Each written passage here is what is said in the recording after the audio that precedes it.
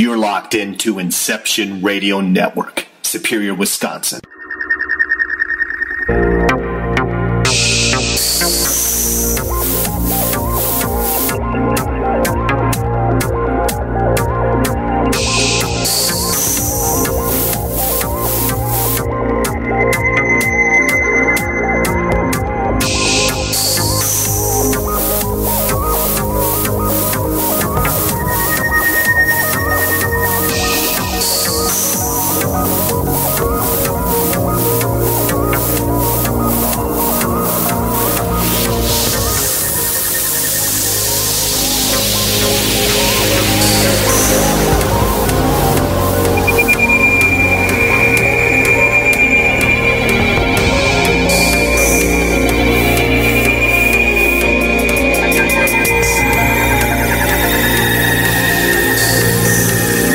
Your host of California MUFON Radio, Lorien Fenton. Welcome everyone to the California MUFON Radio Show. I'm your host, Lorien Fenton. So glad to have you all here with me tonight. We're on a UFO wrangling roundup this evening. We've got Preston Dennett with us. He's going to talk all about UFOs all over the states, everywhere we can think of. Maybe we'll focus in a little bit on California tonight. Since the last time I saw Preston, he was at my conference, the UFO Con 2015. And by the way, folks, I was able to actually upload and get those all up on the server. So if you missed the conference, you can go in there and purchase it. And I'm going to give you, I don't have the code with me. This is terrible. I can't believe it. During the break, I will look up the code that you can get a discount for listening to the whole conference. There's just a couple of pieces missing, and that's because we had technical difficulties, but you get 10 presentations, and it should be quite enlightening for you all. And, I really hope that the price is good for you guys. I try to keep it as cheap as I possibly can and still pay for the server every month. Boy, I'll tell you what, it's expensive to put videos up online and sell them. I got to tell you. And, a lot of people come to me and they say, Lorien, why don't you make DVDs of your conferences?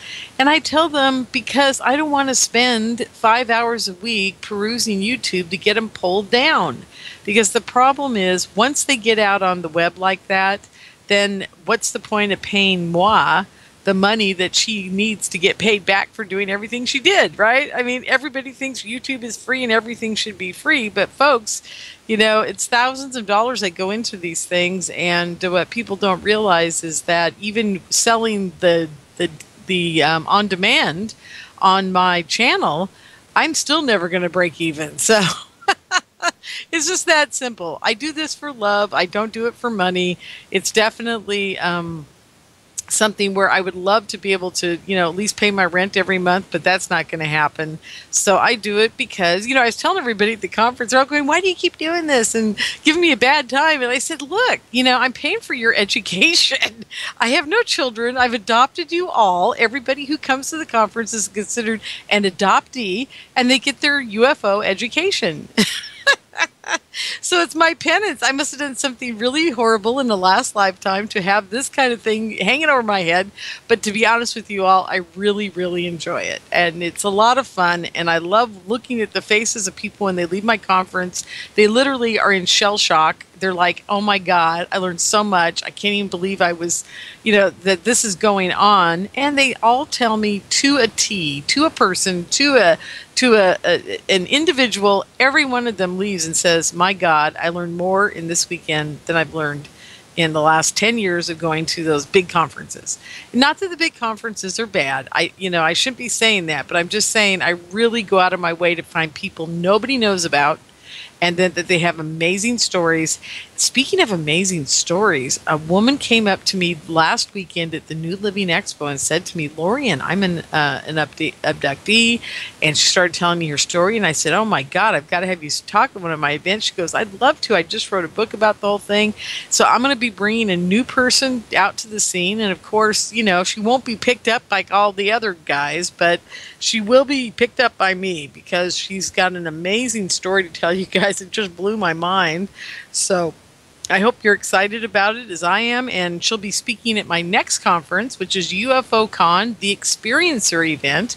It will be in October, the last weekend of October, not Halloween, the weekend before Halloween, October 24th and 25th in Sacramento, California. So if you guys can make it out for that, I really hope you do, because it's going to be something else. We're going to have a couple of Experiencer groups. We're going to have Barbara Lamb, hopefully will be there. I have to contact her, but I'm trying to get her to be up there. Lori McDonald is a good friend of mine, and she is a hypnotherapist in the Sacramento area and runs a huge, you guys, this is beyond belief. It's huge. It's a huge abduction group. It's just mind-boggling to me how many people are in this group. They meet once a month on a Saturday, and there's like 80 people in her house. It's unbelievable. So, this is the kind of thing that's going on all over the United States. And I'll tell you what, if you started a MUFON group in your area, if you kept, the MUFON thing alive where you guys got together once a month, you'd find out about all the stuff that's going on, and you'd be able to get those people together. A lot of those people get together because they all met at the MUFON Sacramento. So, it's just very interesting to me. There's a lot of crossover going on. There's a lot of really cool things going on with abduction, and MUFON is now evolved. So we are actually embracing the whole alien connection to the whole experience. So there is that. So anyhow, I'm just very happy that all of you guys are here with me tonight. I wanted to talk a little bit about... let's see. Do I want to talk about that? No, I don't. What I do want to talk about is how many amazing people came up to me at New Living Expo this last weekend. I want to give a big shout out to everyone. And if I didn't get a chance to talk to you, there were several people that were upset they didn't get a chance to talk to me. And I just want to say I'm really sorry. I was really busy.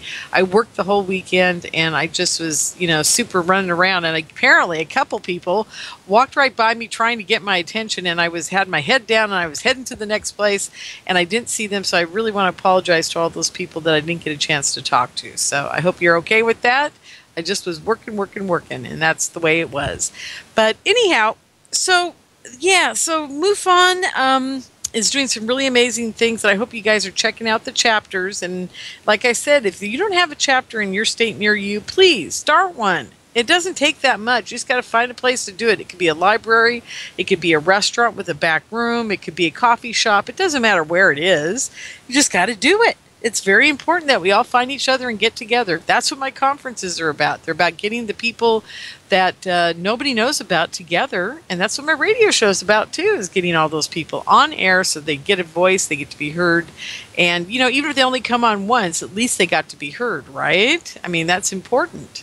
So I want all of you to know that's how I feel about the whole thing, that there's too many people out there that are not getting a voice in the UFO community, and that's what, my MUFON group's about. That's what my conferences are about. That's pretty much what I'm about. So there you go.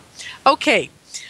So let's see. I'm at the MUFON website tonight. I actually got it up before I got on the show. Isn't that interesting?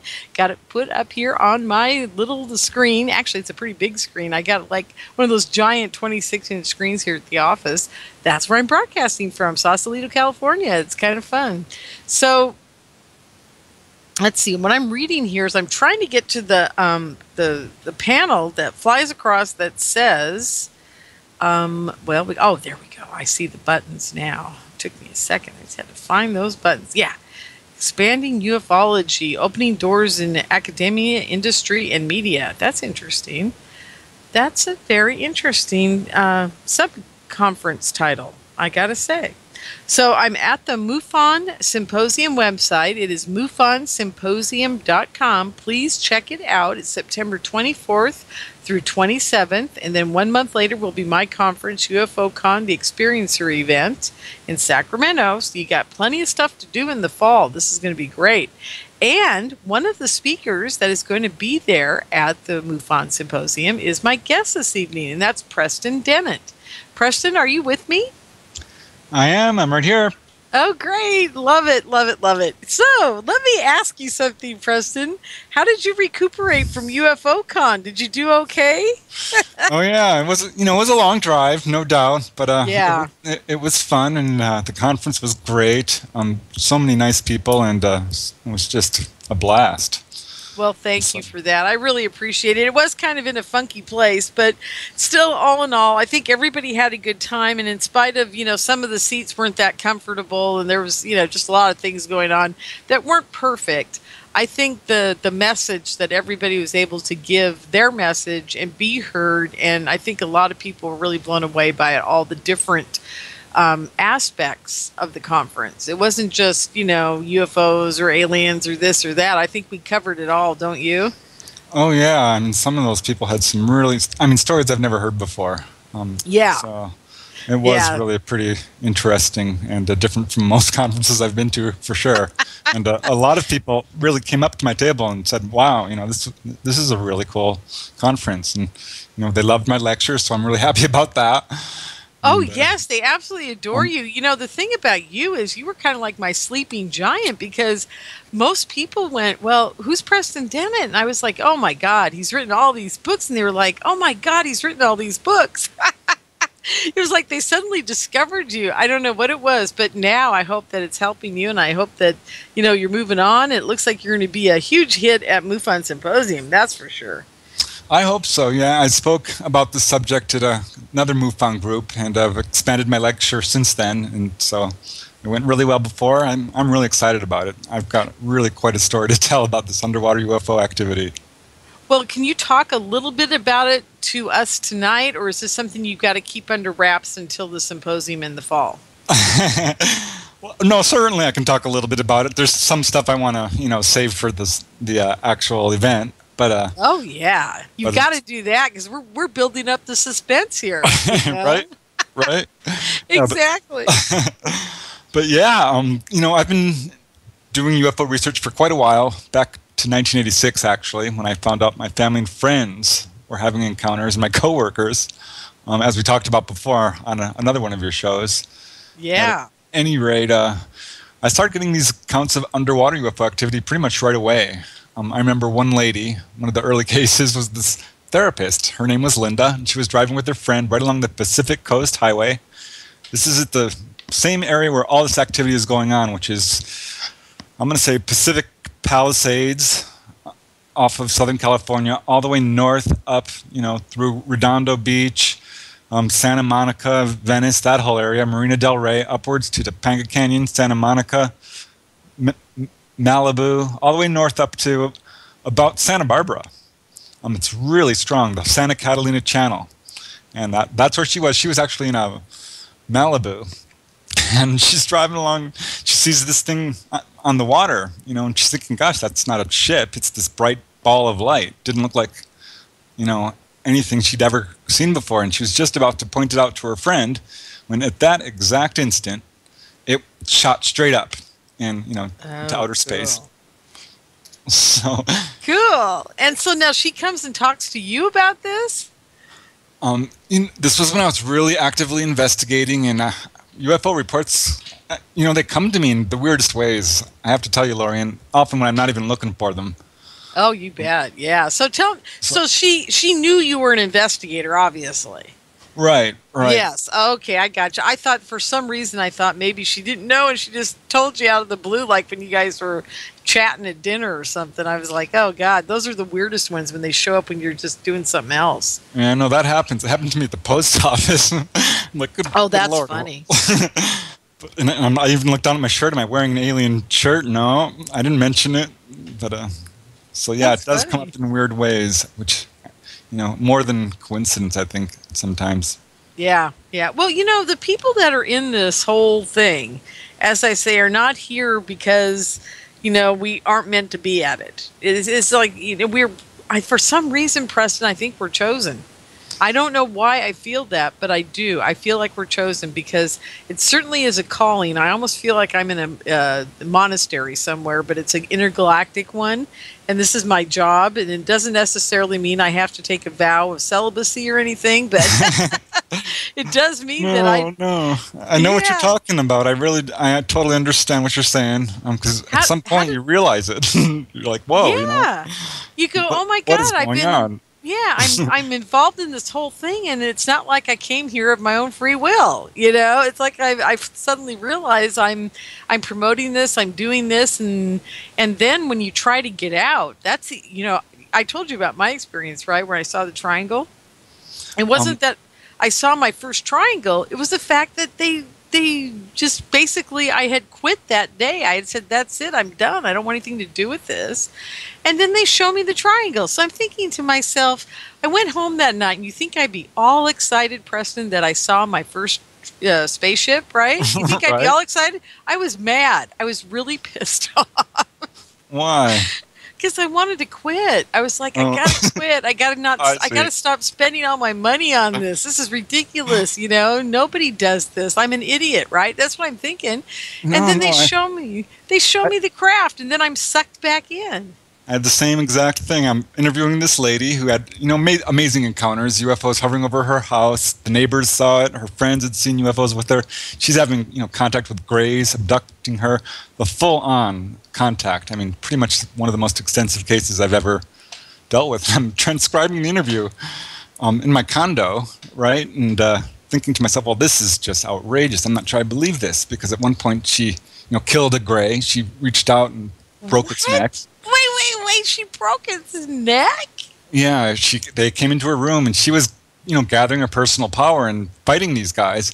And she woke up during an abduction, jumped up and kicked the thing, and it snapped in two, basically, and fell down dead, and they grabbed it up and whooshed out of the room. And another time, she woke up in the middle of an abduction. She's halfway to the ship. She wakes up, she's like, "What are you doing? Put me back."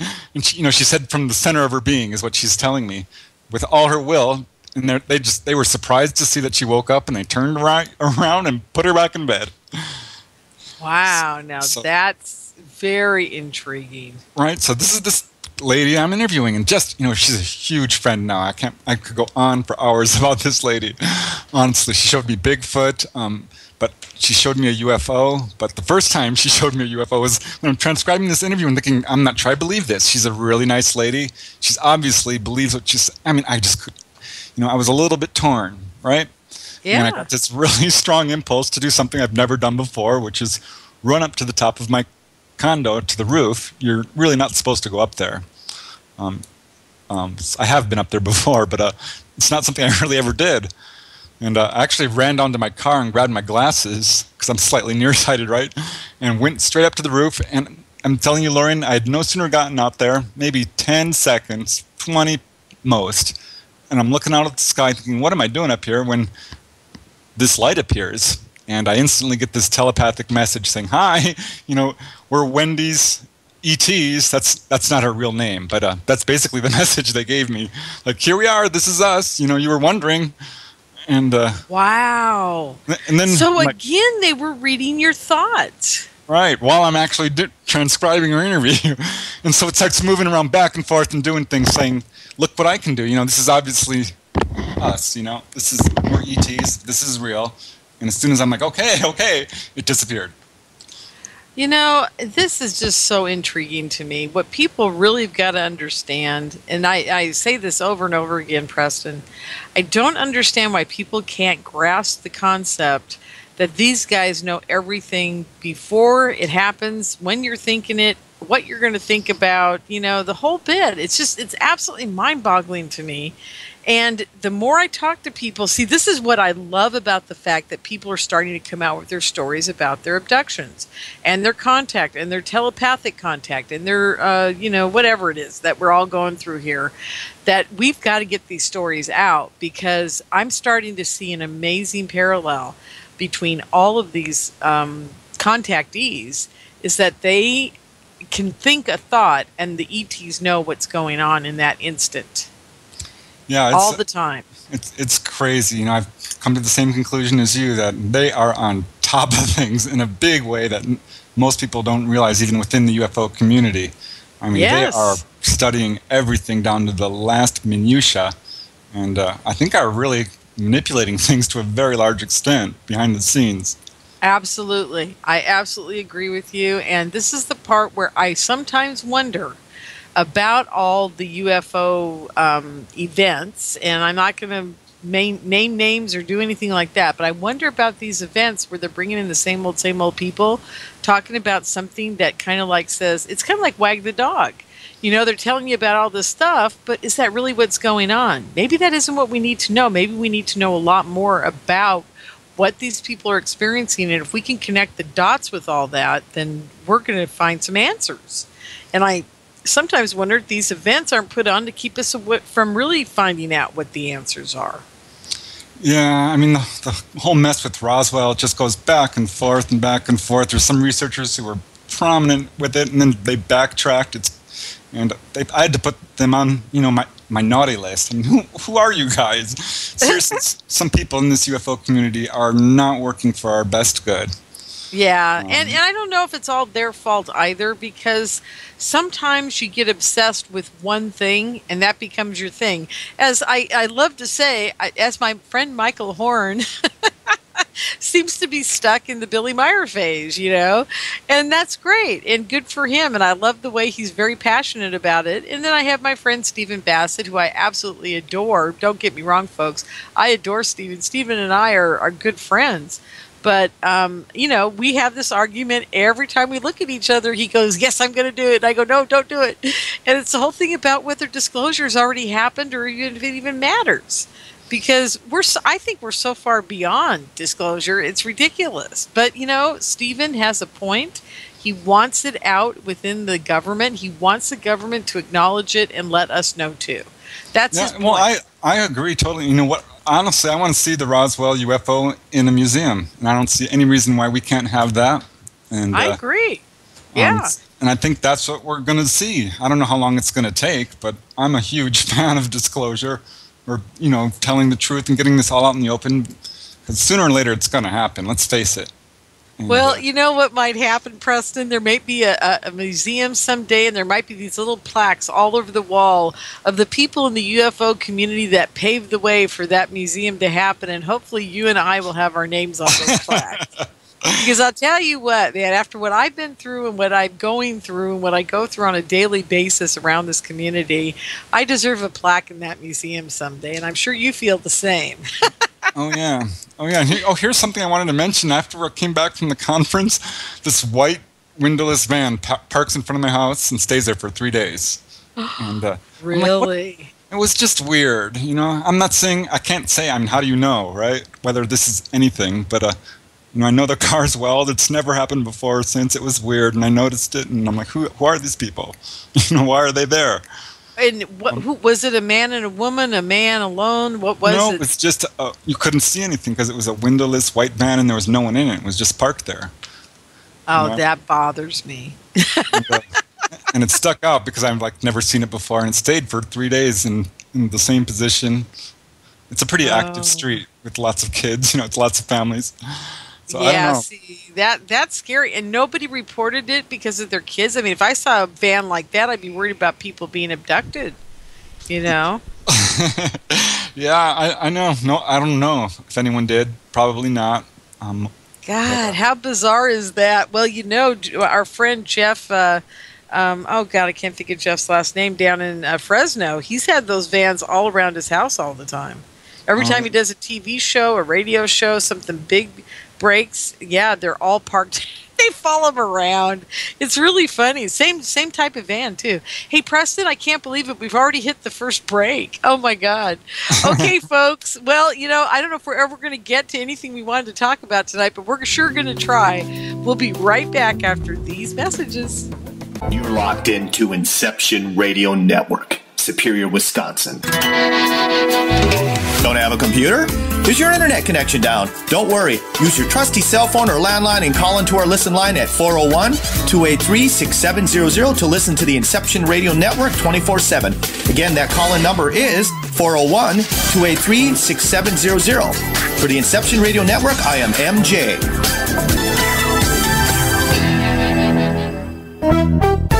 Hi, Hi, Inception Radio Network listeners. This is Amanda.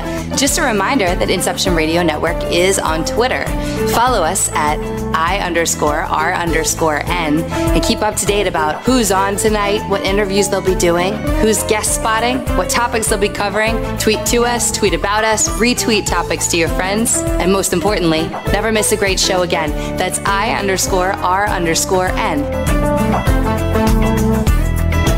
Do you have a smartphone? If so, Inception Radio Network is the best app for you. Available on iTunes, Android, Samsung, and most other app stores. Just search Inception Radio Network. With the app you can listen live, check out podcasts of recent and past shows, view our videos, see what shows are coming up, who the guests are, and, via the chat room, send live questions to those guests. You know it makes sense. Check your app store now. Inception Radio Network. I'll see you there. Hello, IRN listeners. This is MJ saying hello and sharing an awesome secret I discovered. It's called DreamNuage.com. Fresh, raw, organic ingredients are used to create all their products. They are made in very small batches to ensure quality and freshness. Handmade in the USA, each product is created with care and with the finest organic ingredients. There are no preservatives, dyes, or chemicals in any product. Stop by Dream Nuage and relax. That's DreamNuage.com. Simple, raw, organic.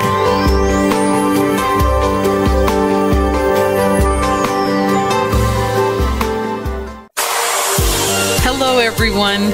Lorien Fenton here, host of the California MUFON Radio Show, asking if you'd like special access to exclusive and amazing information about UFOs, the paranormal, and all things unexplained. If you're nodding yes, then join IRN's Insider Club. As an Insider Club member, you'll get an all-access pass to premier Inception Radio Network content for only $4.99 a month. This includes live UFO and paranormal conferences, live streaming UFO skywatches, exclusive IRN radio and TV productions, and of course, paying radio with MJ and Ken Storch. So don't wait any longer. Visit InceptionRadioNetwork.com and click on Member Login to join IRN's Insider Club and get your VIP access today.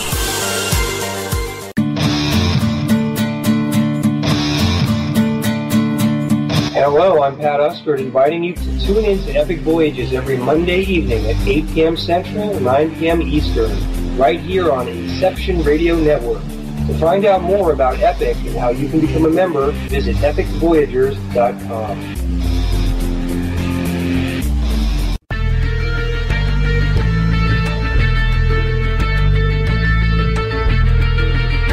EPIC is Extraordinary Phenomena Investigations Council, the forum for scholars, experts, and those fascinated by and involved in the study of ancient civilizations, conspiracies, cryptozoology, ETs, and UFOs, fringe science, the paranormal, and all manner of extraordinary phenomena.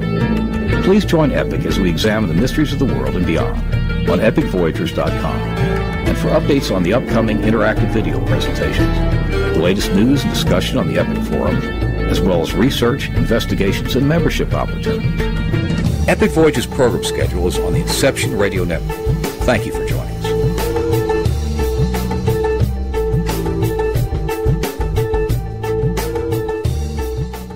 Howdy, this is Joe Mars.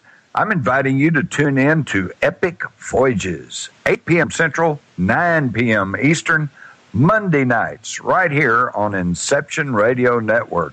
To find out more about Epic and how you can become a member, visit epicvoyagers.com. That's epicvoyagers.com. Welcome back, everyone, to the California MUFON Radio Show. I'm your host, Lorien Fenton. We're here on Inception Radio Network, and I hope you guys all have your app. I do, and if it wasn't for that app tonight, I would just not even be here. And I'm going to tell you guys why I'm at the office doing the show.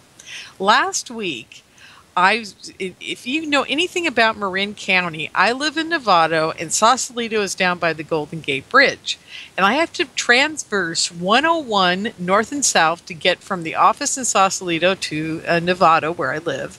And if I do that after 4:30 in the afternoon, I am stuck in traffic for 2 hours. So I can't, and it's only 11 miles. So, explain that to me. I'm still mortified every time I get out there and I go, what are you people doing? Anyhow, so I leave at 7 o'clock when the commute lane opens up and I can actually get in it. Yes, they put a lane in California aside for anybody who has more than one person in their car between 4:30 and 7 p.m. in Marin County, and nobody is in that lane except for a bus or two, a motorcycle or two, and a few cars. I mean, it's just absolutely ridiculous. And they expect that all of us are going to jump in cars with each other, and everybody in Marin County is alone in their car. I mean, it's insane. It's the most insane thing I've ever seen, but they do it, and we all suffer because of it. So if I don't leave by 4:30, I have to leave at 7. And I left at 7 last week, and I'm heading up the freeway, and there was an accident. I literally took me an hour, almost an hour to get home. I literally walked in the door 2 minutes before my show was going to start. It was insane. So I thought, you know what? I'm never going to let that happen to me again. I'm going to have a headset down at the office, and I'm going to do the show from the office. If this happens, I'll just get on the freeway. If it's backed up, I'll turn around and drive back to the office. And so that's the plan. So I thought today, oh, great, I'll just get the headset and I'll do the show from the office. So here I am. So that's what's going on. I'm not in a dungeon somewhere or in an underground base in Sausalito or anything. I'm in a law office in an office building. So if you guys are out there in the white vans, look on up. This is where I am. Anyhow, so that's it. Yeah, these diamond lanes, Carol, you just wouldn't believe it. It just makes me nuts, I got to tell you. So anyhow, okay, so that's my story. That's where I am today, and I'm going to get back to Preston Dennett. Are you still with me, Preston? I am. Great. I was talking about the app. I had the app go off here about a half an hour ago or so to remind me that I have my show.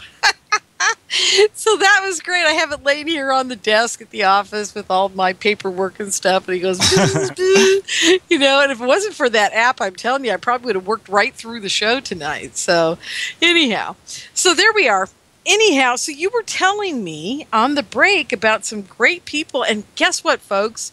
Preston has already agreed to bring himself in representation of a woman who's in another country right now, and possibly will get a guy from another state or somewhere around here to come up to the Experiencer event because, wow, the stories he was telling me on the break were just blowing my mind. I mean, literally blowing my mind.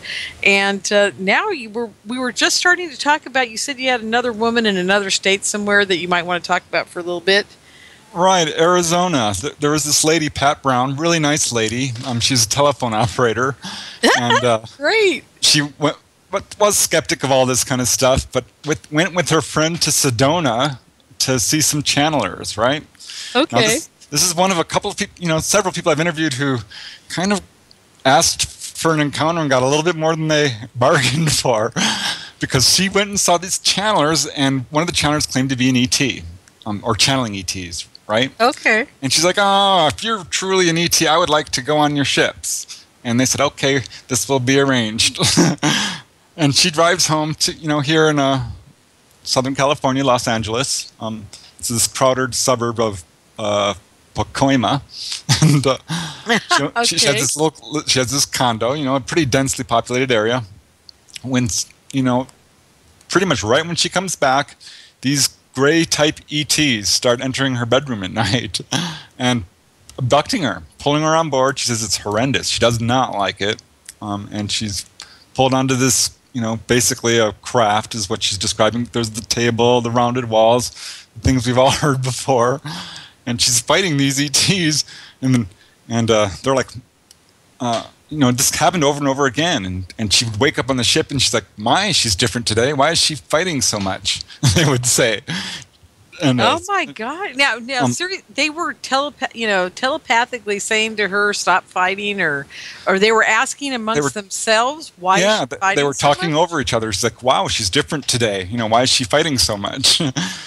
Oh, like, that's really intriguing. Very seldom, Preston, do I hear anybody talk about them talking to each other. It's always to them. Right, which I thought was interesting. And she saw robotic beings. She saw all this stuff, and she's like going mad with this. Does not like it, and says, "All right, I'm taking control." She says, "If this has truly happened to me, next time I'm on a ship, I want to be aware." And she said her encounters were completely different. She was taken to see this human-like ET who was beautiful, like an enlightened master, who showed her this negative band around the Earth of negative thought forms and said it's choking our planet, and said that showed her masculine and feminine sides, and told her she could do healing. And so she comes back from this experience and quits her job and starts doing, hands-on healing. And blue light, she's got eyewitness testimony of blue light coming out of her hands. And when she's doing these massages, she gets this image in her mind of these ETs in the craft, and they're working their little boards and their little screens and their little knobs so it's a technology or of some sort, or mixed, I guess. That's going to her to help her do these healings of people.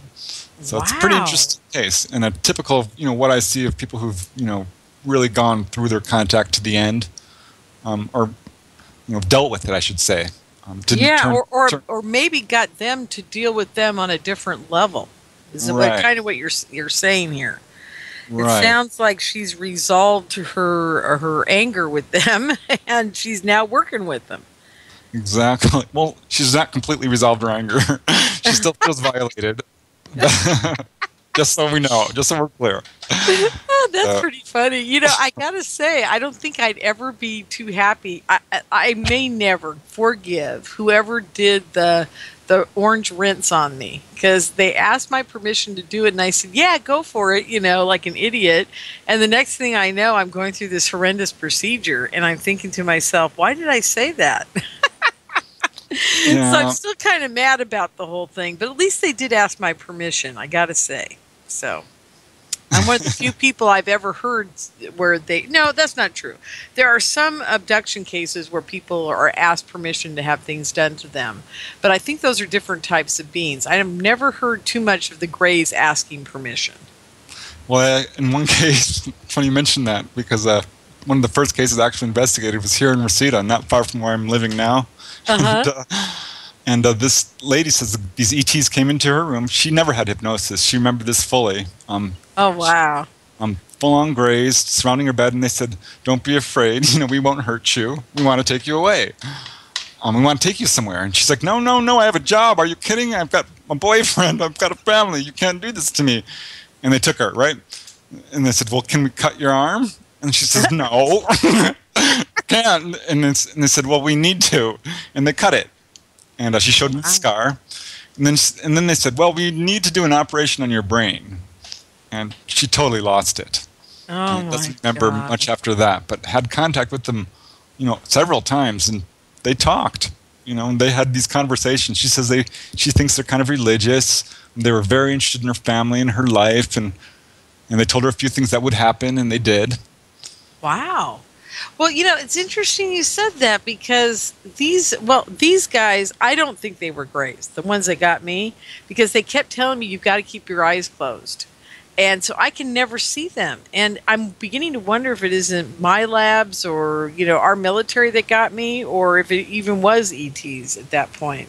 But they did ask my permission. So I have a very good friend, I think you know her, Melinda Leslie. Right. Who told me, she says, "Believe me, if it was my labs and our military, they would never have asked your permission. They would have just done it." Great. And I said, "Oh, yeah, that's true." And they also, in the same breath, said, "If we don't do it, you're going to die." That was very interesting to me. Oh, wow. So, yeah. It's like a healing type of thing, which I'm really familiar with. Yeah, and I don't even get that. Why do they keep me alive? Maybe they knew I was going to be doing all this stuff later. Who knows? Maybe you're one of them. That's one of the explanations. Oh my God. I didn't even thought about that one, Preston. Now you're really twisting my brain into a knot. I hear it again and again. People say, the ETs say, "Oh, you were one of us. You're one of us. You come from our place." Various versions of that. It's one of the. Well, they never gave me that information, so hopefully I'm not. Hopefully I'm a human. Hopefully that's not what I'm here for. But you know what? If I am, who cares? I mean, I'm at the point now. I could be a reptilian, walk in, or whatever these people are calling them. As long as I keep doing what I'm doing and I'm happy, I guess that's the most important thing. Who cares if I'm an RT, as they call them? So, but yeah. Anyhow, okay. So this lady, she's they're asking permission. They're taking her away. What was the outcome of her event? Now, which case was this? The Pat Brown, the telephone operator? Oh yeah. Well, she had a lot of contact. She ended up going to Dulce Four Corners for some bizarre reason to see a UFO, and did. And it came really close to their car. She was with someone else. And as it came close, it heated up the car to a very uncomfortable level so that they fled. And but I just thought it's interesting because I read that book, UFO Highways, I think it's called, which talks about the base at Dulce. And I'm like, because I've heard a lot about that. And so she touched on that. And she had a missing pregnancy, unfortunately. Oh, dear. And they could not find the fetus. And so that was pretty upsetting to her. And that's where a lot of her anger comes from. And what I found really interesting was she went to see another channeler, because this is how this all started, right? So she goes to another channeler. And mind you, I've been to channelers, and I found them very interesting. I find channeling pretty interesting. But she went, and she to someone, because they claim to be channeling Greys. And so she asks the questions, like, says, "Why have you been abducting me? You have no right." And the channeler goes silent, and this different robotic voice comes out. And it says, this explanation of why she was abducted said, "You gave permission for this, and there's not anyone in the room who would trade places with you, because we have given you a boost in your spiritual development that would have taken, I think years or lifetimes." I forget exactly the words they said, to achieve. Oh, interesting. So, it's interesting you said that, because I was meditating about 2 weeks ago, right after, or was it right? Yeah, it was right after UFOCon. And I had that inspirational thought, was that maybe I'm going through all of this just to get me to do these lifetimes and lifetimes of stuff very quickly. Because it's like I'm out of the frying pan and into the fire like every other day. It's not like I get any breaks anymore. When I was younger, I had breaks. Now it's like every week there's some crazy thing I've got to deal with. And it all stems around the whole UFO community. So I just wonder if this isn't their way of, propelling me into not having to be here again, maybe. I'm just really hoping I don't have to. You chose to come here. You chose it. That's the. Yeah. I don't know. It's very interesting when you start to realize, how much ETs have an influence on your own life, much less, the entire world at large. Exactly. I'm not exactly sure how involved they are in human affairs, but it seems pretty pervasive. Yeah, I was going to say that I think they're involved in a heck of a lot more ways than we want to even think about. So, we're already getting questions for you. This is so much fun. So, I just want everybody know in chat that's in there starting to write questions to Preston. We'll do those in the last half hour. But I am going to address one from Analog. It's about, he wanted to know, did the operation on Pat, on her brain, what did it do to her physical being afterwards? What were the noticeable after effects of the operation, or do you know? This is from the case in Mesita, where the ET said, "We need to operate on your brain," I'm assuming. Yeah, exactly. Yeah, no, she didn't notice anything, really, at all. That's so bizarre. She had no physical effects. She did have a really big problem with paranormal activity in their home at the time, which they attributed to a ghost. Now I'm not so sure. Yeah. Yeah, interesting. Once I interviewed her about an incident where she's over at her boyfriend's house, who lives across the street, and they look over to her bedroom, and it's all lit up. It's lit up with white light, and a very strange white light, right? Kind of a blue white, really bright and abnormal, because no one's supposed to be home. Right. And I did this interview, and she's like, I don't know what it was, and blah, blah, blah, but it really freaked me out, and I didn't want to go home, and she was really upset about it. 2 weeks later, I call her up, and I'm like, how about that light? Did you ever find out what it was? And she's like, what are you talking about? I'm like, that light you saw. And she did not remember it. She absolutely didn't. And I had it on record. I recorded my interviews. Yeah. and that that went through retroactive amnesia of this event. Exactly. And, that's so common. And it's so common among people around the person that's being abducted or being used or whatever they're doing to us. Because I had the same experience after my weekend of awakening, I call it, in September of 2011. I got home, and Asolaria Liberalis, the girl who was with me during that whole event, and she was at the house with us the day before she's heading off to go back to Hawaii from San Francisco. And I say to my roommate, I say, oh, yeah, tell her what color the helicopter was that was over the house back in May when it was the first time the helicopter showed up. And he looked at me and he goes, there was no helicopter.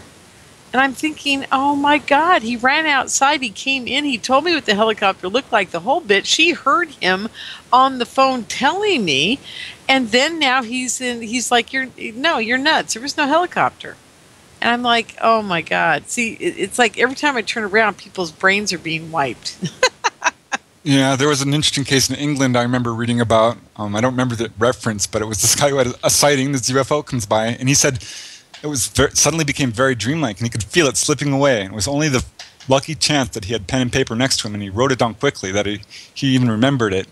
And he didn't remember it until reading his note. He actually forgot it after writing it.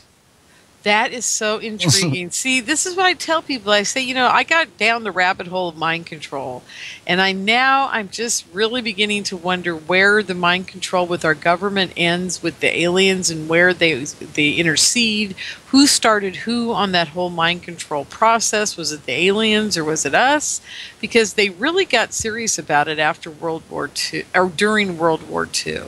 They had been messing with it for hundreds of years, of course, but they got very serious about how to control the population in World War II, and telepathy became a huge, like a whole area of study. The Air Force is studying it, the Army everybody's studying it to have control over the other, the people attacking them, supposedly.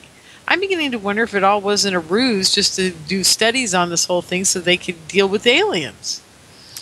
I don't know. There's definitely that aspect to it for sure. That's something I was, when I got involved in this field, I'm like, okay, I have to study demonology. I have to study multiple personalities. I have to study mind control. I have to study Bigfoot. I have to study ghosts.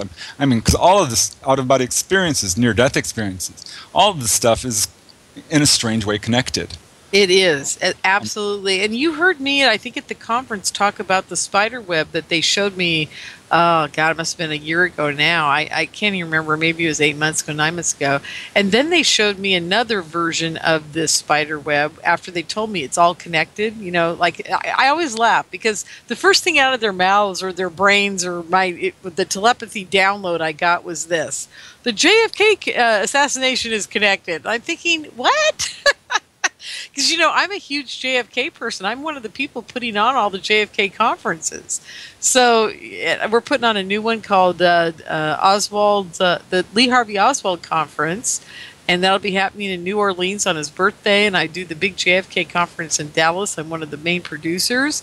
Wow. And, I'm very, since I saw Lee Harvey Oswald get shot by Ruby in November 24th, 1963. I have been involved in my head in the whole thing. I have been like a huge conspiracy person with it. I'm involved with all the people who think they know what's going on. I read everything that comes down the pike. And so when they said this to me, Preston, I'm like, what? So, it's like yeah, I can see where the JFK conspiracy is involved in all this. I can see where anything that has to do with somebody telling the truth about the alien agenda might be involved in this, in all through time. Right. So I agree. Absolutely. Yeah. So what do you do? I mean, we're at a point now where something's got to break loose on how we do our research, I think. And I think that our government, I think that that other people, like, and I want to say Bob Bigelow and people like that, people got big bucks. They might have more answers than you and I are ever going to be able to get our hands on.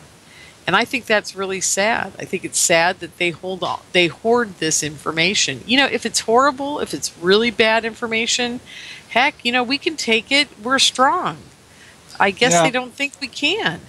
I think it's going to be mostly grassroots, and we don't need the government to know what we know. You know, a lot of people have said this, that UFOs are real, you know. So having the government say, oh yeah, it's real, isn't going to change things all that much. But I think it is going to happen. I really do. And I think how it's going to happen is through experiencers. And here's a case that I just read about in this book I'm writing, UFOs over Arizona, right? Oh, cool. Okay, I'm ready. This case kind of freaked me out because these kids go out, you know, near a military base that's got this area that's known for having sightings, and they want to call UFOs, and they do, and they're successful at this thing comes down and lands, and out comes these beings who step right up, and they're recording the whole thing on cell phone, by the way. Okay. And there's two guys, and the girls are back in the car, you know, pretty frightened, but became less frightened because they too got this wave of friendliness from these ET guys who, if I'm remembering correctly, were human-looking, but tall and, you know, unusual. I mean, I don't quite recall. I'd have to look it up.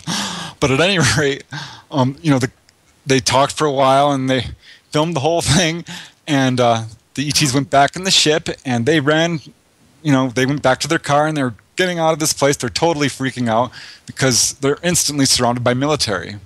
Helicopters, Broncos, they surround the people, they pull them out, they strip it, you know, all their belongings off, take the stuff, and, you know, threaten them. Oh my God.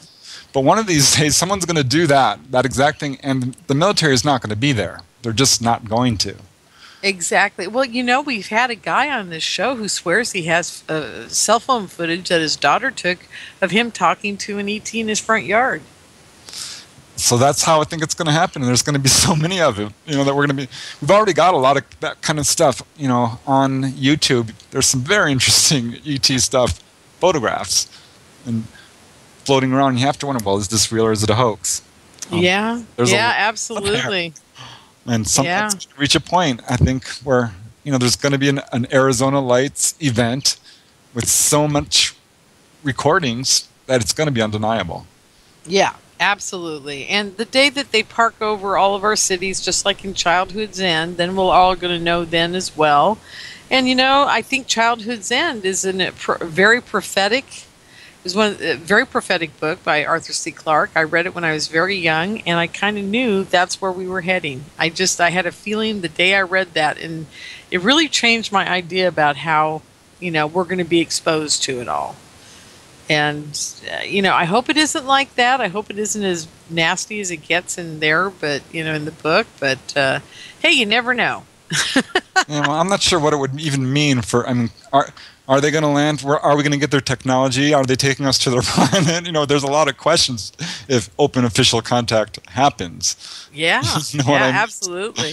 So I'm not sure how far it's going to go to that extent. I think it's just going to be a kind of sightings for quite a while until we're like, all right, there they go again. I wonder when they're going to land. Exactly, yeah. Well, hey, guess what? I can't believe it. We've already hit the next break. Oh, my God. Where's the time going?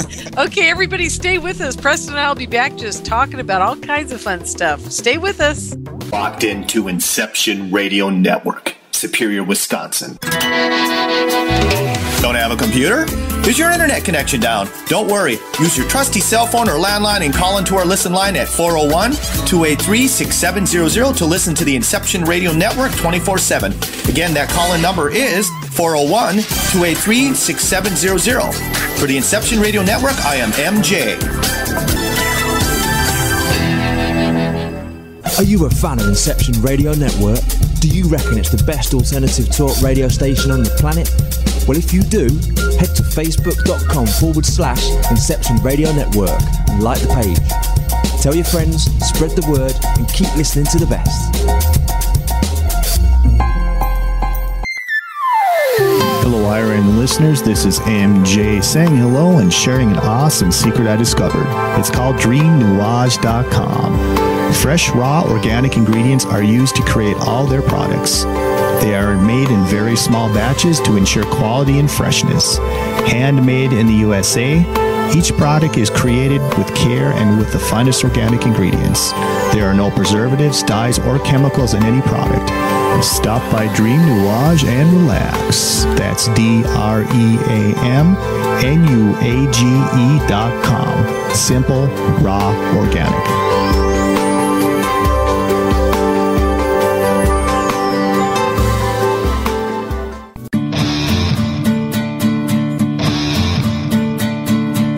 Hello, I'm Pat Usford, inviting you to tune in to Epic Voyages every Monday evening at 8 p.m. Central, 9 p.m. Eastern, right here on Inception Radio Network.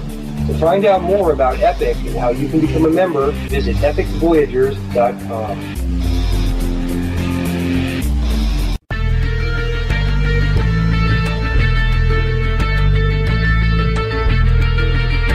EPIC is Extraordinary Phenomena Investigations Council, the forum for scholars, experts, and those fascinated by and involved in the study of ancient civilizations, conspiracies, cryptozoology, ETs, and UFOs, fringe science, the paranormal, and all manner of extraordinary phenomena. Please join EPIC as we examine the mysteries of the world and beyond on epicvoyagers.com. And for updates on the upcoming interactive video presentations, the latest news and discussion on the EPIC forum, as well as research, investigations, and membership opportunities. Epic Voyages program schedule is on the Inception Radio Network. Thank you for joining us.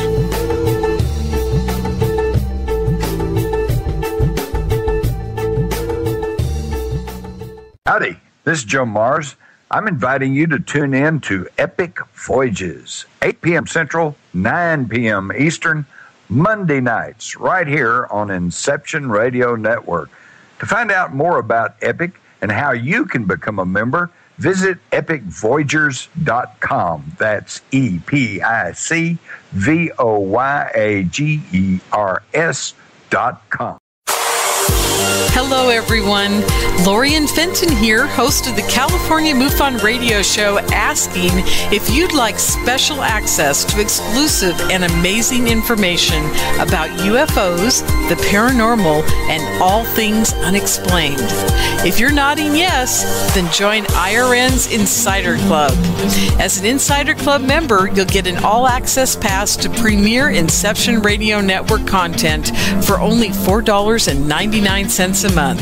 This includes live UFO and paranormal conferences, live streaming UFO skywatches, exclusive IRN radio and TV productions, and of course, paying radio with MJ and Ken Storch.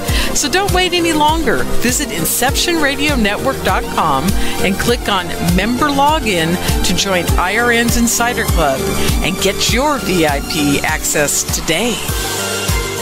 Welcome back, everyone, to the California MUFON Radio Show. I'm your host, Lorien Fenton. We're here on Inception Radio Network, the home of the amazing app that keeps me in check, I got to tell you. And don't forget, you guys, you got to go to the MUFON.com, check out the symposium that's coming up in September.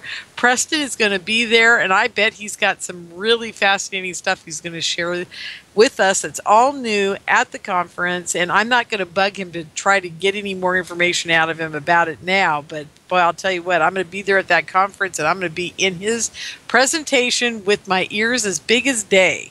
So it'll be fun. I can't wait. And in the meantime, we're going to talk a little bit when we come back here now. We're going to talk about out-of-body experiences with Preston. So Preston, are you there? I'm here. Wonderful. So on the break, you were telling me that you've written a book. It's called Out-of-Body Exploring, A Beginner's Approach. Tell the audience about that, and then give them some ideas of your out-of-body experiences. Yeah, after following the death of my mother, I saw her ghost. Didn't believe it for a second. I thought I was hallucinating, though I've never hallucinated before since. I have to tell you, never took hallucinogens. Well, I hate to say it, you're missing something, but go ahead. But I started getting interested in dreams, and because I was having these dreams where she'd come, she'd wake me up. At least I thought I was awake, and she'd say, I'm not dead. Everything's fine. And then I'd wake up. I'm like, oh wow, that's bizarre, because I didn't believe in life after death, and picked up a Robert Monroe's book. Oh yeah. Far out of body exploring or far journeys or something like this, and he told his story and gave exercises on how to go out of body. I was a little skeptical, but I thought I'd try it. And I have to tell you, it worked. So I got very disciplined, and I went all out, and I'm going to do this, and I'm going to be successful.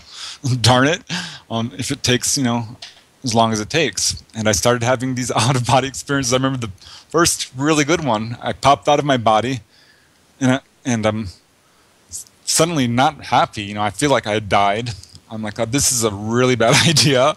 What am I doing? And I was just overwhelmed with fear, and I popped back in my body and woke up, and I'm like, wow, that was great. I love it. Now that I'm back in my body, I'm fine. But boy, being out was really scary the first time, I have to tell you. The second time I'm doing these exercises, and what you do is you meditate, you kind of just physically relax is what all it is, getting to the point of almost falling asleep but not, and doing these visualizations and affirmations type thing. And he said you'll feel a vibration. It's called the vibratory state. Yeah. And this is when your body kind of buzzes. And he says it's like a mild electric shock.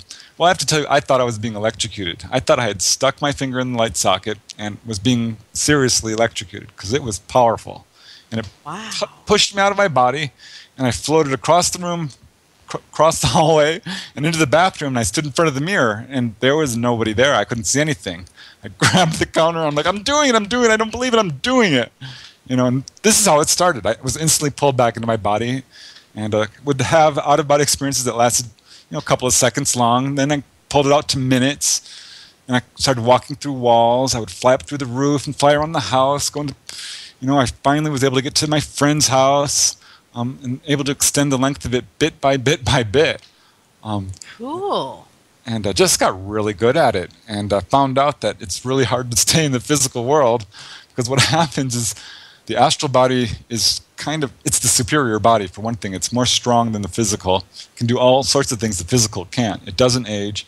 And its natural home is the other side, so to speak, the higher realms. Yeah. So I started slipping into these other dimensions.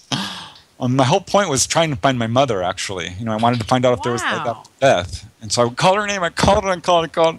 She almost never came. It took me a real long time, and I had the most outrageous experience with her, finally.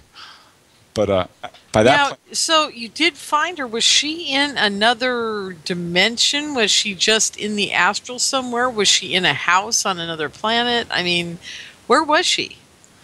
She's where I usually find deceased people. I've gone and seen my deceased pets and other people, and she's in this bright, bright place, which I'll call the pastoral realms, or this park. Actually, she came down to me. It was weird, because I popped out of body, and I'm like, all right. And I'm like, what am I going to do? What am I going to do? And this beautiful black woman appears, and I like, who are you? I don't know you. And she grabs me on my shoulders, pushes me through the wall, and I pop out in this place where I don't know where I am. And I call up my mom, and my mom appears, and she died at 49. She had, gray hair, pretty, lots of wrinkles and things like this.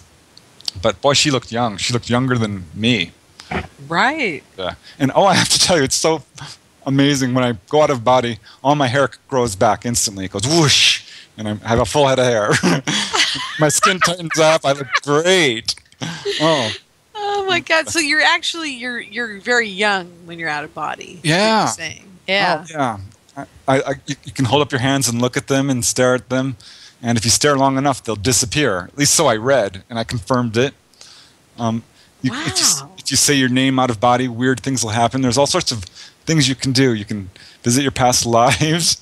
You can go to the Akashic library. You can meet deceased loved ones. It's interesting you said that. I've been to the Akashic Library in one of my out-of-body that I don't remember, or wherever I was. I remember I was there, and I remember who was going through the books with me, and I remember the incident, but I don't remember anything that happened during it, which is really sad. Yeah, well, that's not uncommon. The truth is we're all having out-of-body experiences every night. Absolutely. And this is where our precognition comes into play, because the higher you go, time kind of collapses, and you can, the future is more of a place than a time, if you know what I mean. So you can see future events, and for that matter, past events. And, exactly. Well, see, now this is where I was getting to with my whole rabbit story. I told at the conference, I don't know if you were there for it, but I did mention the rabbit where I materialized a rabbit when I was 7. And then I saw Interstellar a little while ago, and it just got me thinking, geez, is it really me doing that? I mean, was it me doing that? For years I thought it was an angel. My grandmother told me it was an angel. This whole thing was about angels. And then as I got older, I thought maybe it was aliens. And now, just in the last few months, I'm starting to decide it probably was me. Yeah, I think it is. That's what we have, such untapped potentials, Lorien. It's unbelievable. It is. It's just mind-boggling. And I wonder, and there's this whole side of me, Preston, that wonders if that's the reason the aliens find us so fascinating. I think it is. In fact, there's several cases that point directly to that, that they're really interested in how we can do precognition, learn about our past lives, all this stuff. Apparently, we're a unique species that is very physical and can really feel stuff and very emotional, but at the same time has more bodies. More. Yeah. We don't only have a physical body and an etheric body and an astral body. We have the mid-causal body, the Akashic body, the Buddhic body. It goes on. We have 7 bodies, which I think this is why they're so excited about us, because it's pretty darn special, I guess, to be human. Yeah, I think so too. And, it may be as simple as that too. You don't know. It may just be that we're so fascinating to them, they have to come here and study us. We don't know. I sure hope it's not the latter, where all my friends say, yeah, they've got a cookbook for us, just like in the Outer Limits, or whatever that was. Yeah, Discerned Man. Yeah. Discerned Man, I know. Every time someone says that, I kind of freak out, because, there have been quite a few contactees that come back and they're never the same. And they say things like, yeah, I was in a hall where people were hung up on meat hooks, and, it goes on. And I'm just thinking, oh, my God, if that's real, even about one species of other entities that are here, then, we could be in big trouble. And that could be the main reason the government doesn't tell us anything, is because of those nasty guys, whoever they are. All right. Well, I'm assuming, that there is an umbrella curve of ET behavior very similar to human behavior. I was hoping you wouldn't say that. There's got to be. It's a wide universe, and and let's look at the phenomena for a second. We've got not only grays or grasshopper types or praying mantis, but if you go across Europe and South America, we've got a parade of ETs. There's a lot of different ETs out there, and they behave very much like we do for the most part. I don't see a lot of sadism or that type of thing, sadistic behavior. Because I don't think they have dominance over each other like Americans. That was a freudian slip. Like the human species does. And, it doesn't look like to me like they have sex either. So they don't get caught up in that type of emotional behavior. That's just my take on it. Some of the ETs have sex, certainly. That's true. What about Pamela Stonebrook? Come on. There's a whole book about it. I didn't buy it, but I should have. Now I'm interested. Well, it seems to me that alien sex has just got to be the epitome of the best sex in the universe, probably. I can't imagine, but, maybe I should ask for that. Maybe, everybody, instead of asking them to come and see me, I'm just going to say, come on down, let's have an orgy. Let's see what happens. This ought to be very interesting. Oh, my God. Anyhow, so, okay, to make this more PG rated, let's go back to... Oh, by the way, who wrote the book on alien sex? I need to know, because I'm going to go buy the book. I don't know. I'd have to look that one up, but I'm sure it's out there. Do you remember the title of it? Oh, gosh. No, that's okay. It was a lurid title. I think it was just Sex with ETs or ET Sex or something like that. Okay. Straight out said it. Okay, no problem. I get you. So, anyhow, boy, they're having a good time over this in the chat room, too, I got to say. It's a popular subject on the internet. It is. And, I have a very good... Yeah, I have a very good friend who's told me that he's had alien sex, and there wasn't another alien in the room with them. It was just caused by the aliens, and that they were able to touch a place in his brain that caused for him to have the best sex he's ever had. Oh, wow. And they did it through a thought process. So that really freaked him out, though, because you're just like going, what the heck? It's like... They don't even need to have. You don't need to have somebody else with you to do it anymore with these guys. Great. It's just like the Orgasmatron. People are going to be running to get abducted by these ETs. Oh my God. Anyhow, so yes. Now let's. I tried to move away from this subject, but my brain is stuck there. It's just stuck there.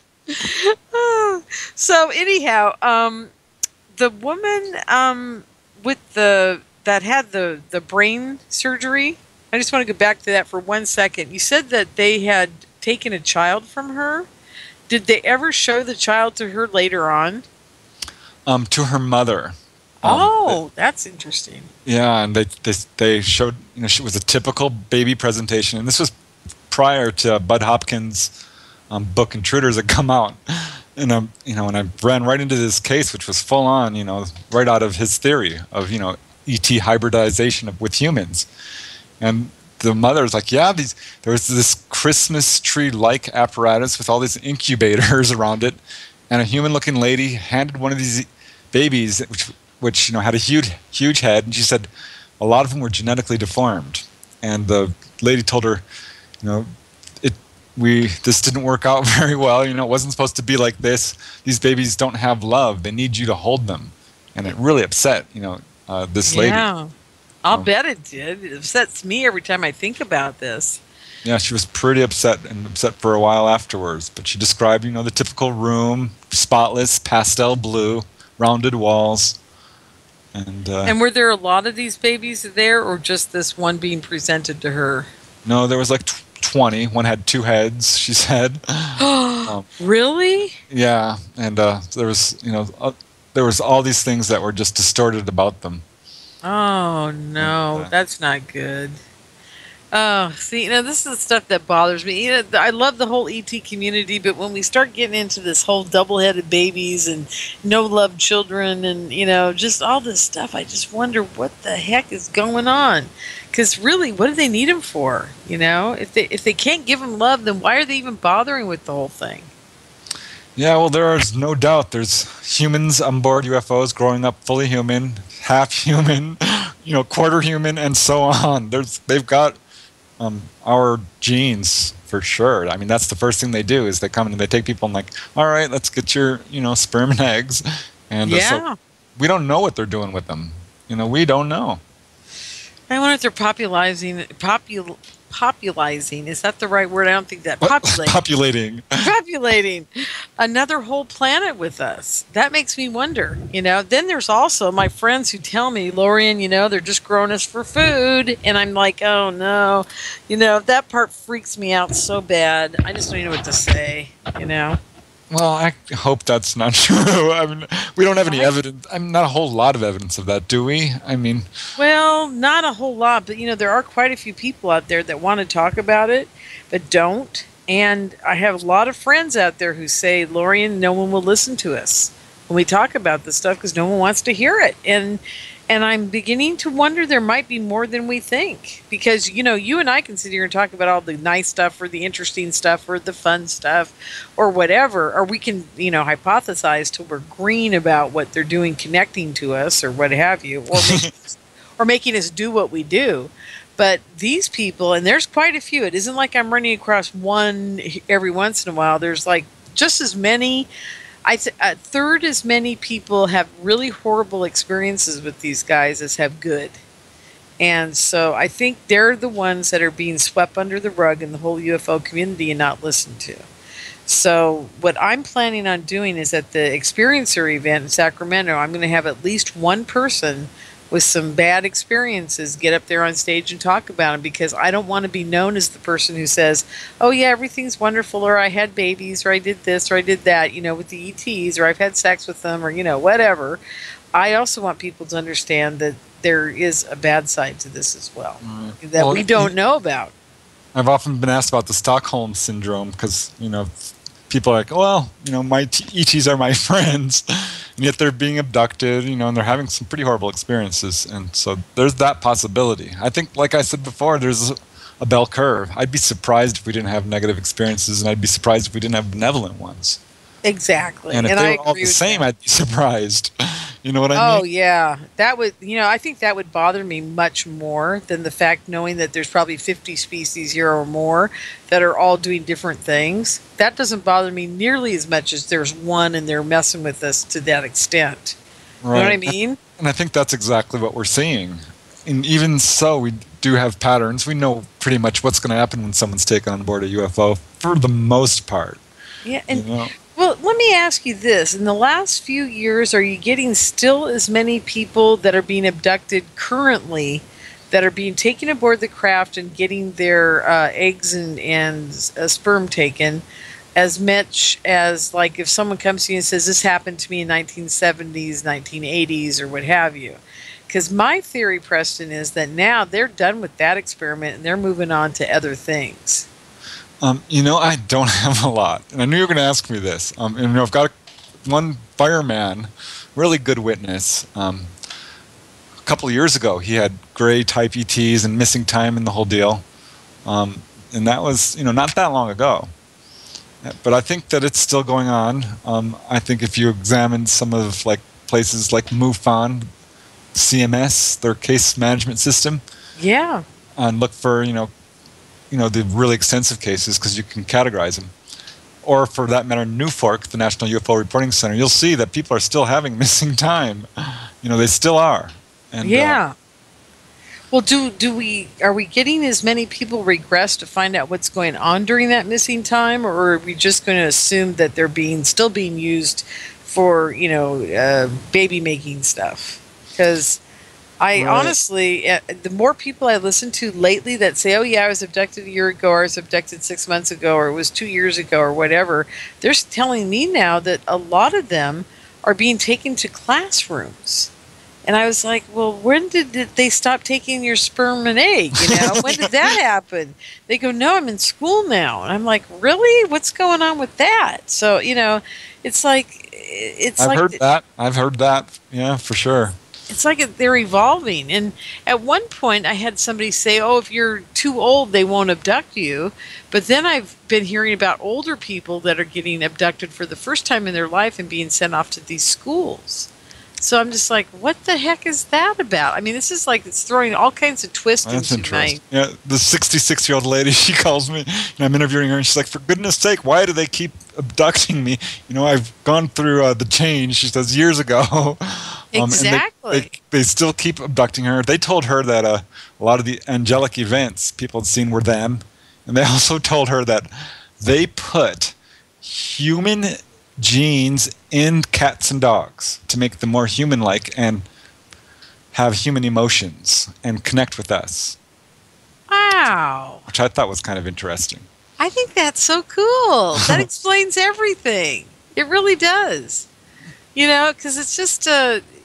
there's some missing link with cats and dogs that makes them want to be with us. It is kind of interesting, isn't it? Yeah, because there's no other animal on the planet that would want to be with us the way they do. They just absolutely enjoy us. Right. I can't tell you how many people have told me the ETs looked like cats, had cat-like faces. So I'm wondering if there's something there as well. I don't know, because you get reports of ETs that are, a couple of dog-like, horse-like, or lots of ant-like or insect-like. So you wonder, are the animals, did they create, not only our lives or genetically manipulate, so to speak, for thousands of years, but animals as well? Yeah, absolutely. Wow. This is just, I don't know how we got onto this subject, but this is blowing my mind. We started out the first part of the half hour. Oh, by the way, everybody, get your questions into the chat room, because the next half hour we're going to be talking with Preston about your questions. So get them out there, because, he can answer anything. I know you can, right? You got it. Or if we can't answer, we'll come up with something, right, Preston? Never a dull moment in this crowd, that's for sure.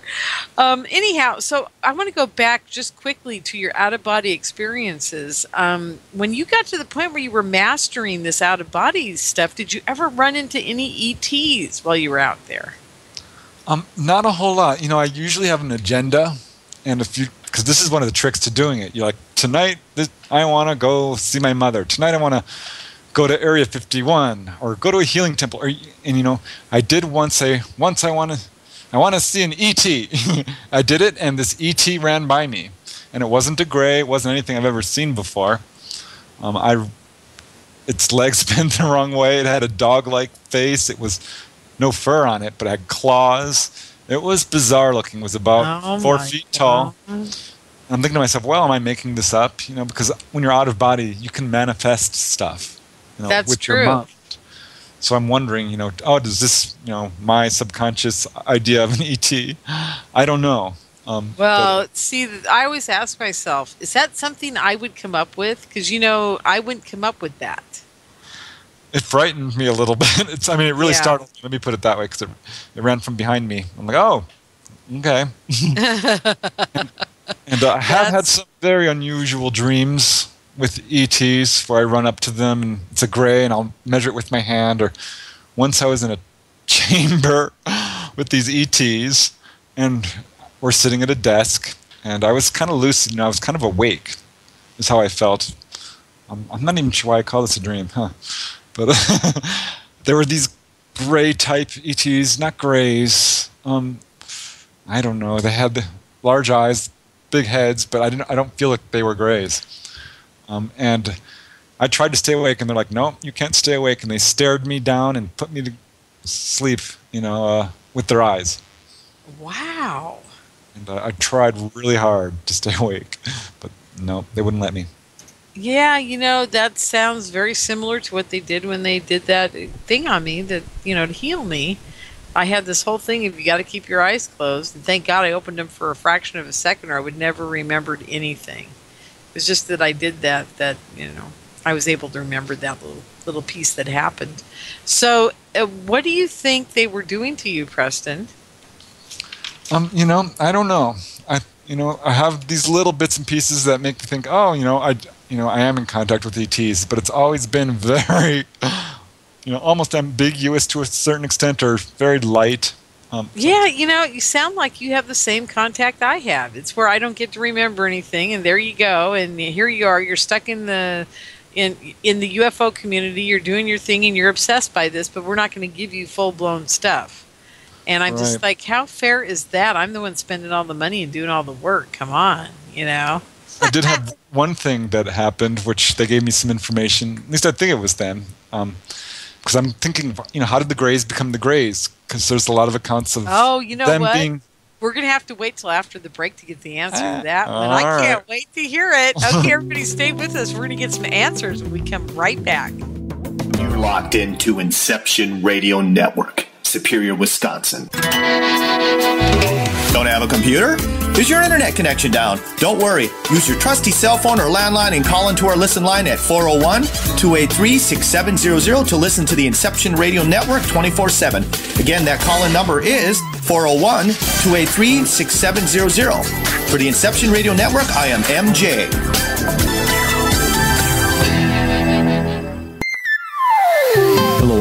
listeners, this is MJ saying hello and sharing an awesome secret I discovered.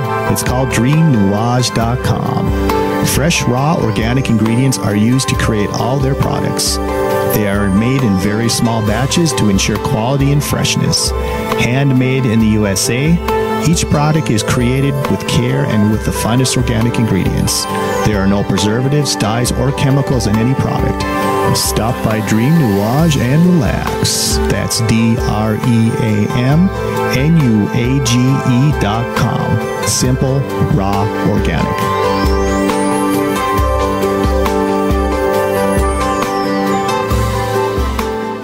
Do you have a smartphone? If so, Inception Radio Network is the best app for you.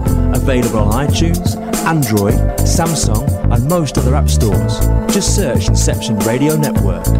With the app you can listen live, check out podcasts of recent and past shows, view our videos, see what shows are coming up, who the guests are, and, via the chat room, send live questions to those guests. You know it makes sense. Check your app store now. Inception Radio Network. I'll see you there. Are you looking for a cure for boredom? Never worry. IRN's new interactive website introduces a number of ways to pass time while you listen to your favorite show. Choose anything from the IRN chat lounge, the game lounge, video lounge, or the mood lounge. These fun, exciting features let you chat in real time with fellow listeners, view live skywatches, play daily posted online games, or pick a show based on topic. The choices are endless. Use your time wisely, keeping it all on IRN. Hello, everyone. Lorien Fenton here, host of the California MUFON Radio Show, asking if you'd like special access to exclusive and amazing information about UFOs, the paranormal, and all things unexplained. If you're nodding yes, then join IRN's Insider Club. As an Insider Club member, you'll get an all-access pass to premier Inception Radio Network content for only $4.99 a month. This includes live UFO and paranormal conferences, live streaming UFO skywatches, exclusive IRN radio and TV productions, and of course, paying radio with MJ and Ken Storch. So don't wait any longer. Visit InceptionRadioNetwork.com and click on Member Login to join IRN's Insider Club and get your VIP access today.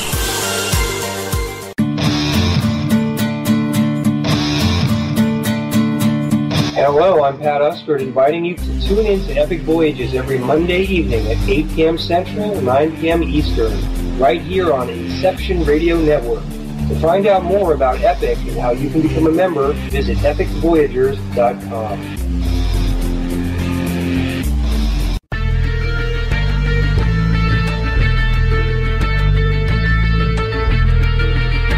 EPIC is Extraordinary Phenomena Investigations Council, the forum for scholars, experts, and those fascinated by and involved in the study of ancient civilizations, conspiracies, cryptozoology, ETs, and UFOs, fringe science, the paranormal, and all manner of extraordinary phenomena. Please join EPIC as we examine the mysteries of the world and beyond on epicvoyagers.com. And for updates on the upcoming interactive video presentations, the latest news and discussion on the EPIC forums, as well as research, investigations, and membership opportunities. Epic Voyages program schedule is on the Inception Radio Network. Thank you for joining us.